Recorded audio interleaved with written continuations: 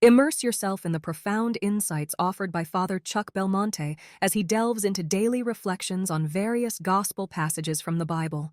Was the resurrection of our Lord real or illusory? In the upper room, what the apostles saw was so extraordinary that they felt they could not trust their own eyes. It was the same Jesus as always, the man whom they had followed since Galilee, and who now had shown them his wounds from the crucifixion. "It is I myself," he repeated with a smile on his face. "Handle me and see." He was telling them he was not a ghost. It was as if he was saying, "It is me, the same as always, your Master." Given all these testimonies, Christ's resurrection cannot be interpreted as something outside the physical order, and must be acknowledged as a historical fact. The disciples' faith was drastically tested by the Master's passion and death on the cross, which he had foretold.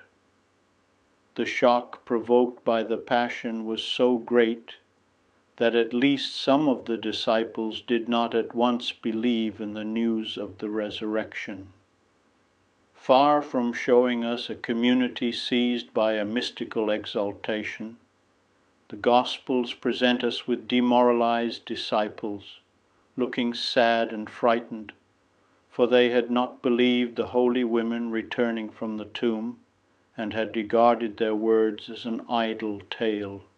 When Jesus revealed himself to the 11 on Easter evening, he upbraided them for their unbelief and hardness of heart, because they had not believed those who saw him after he had risen. It was Jesus, but with a body now glorified.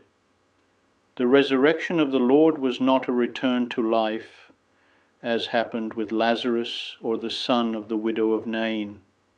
Now Jesus had the fullness of human life, freed from the limitations of time and space, so he could enter the house where the doors were shut.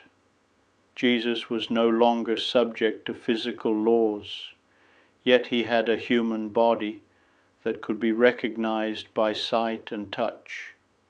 The Lord made a point of ensuring that everyone would recognize him as a real, visible person who spoke to them.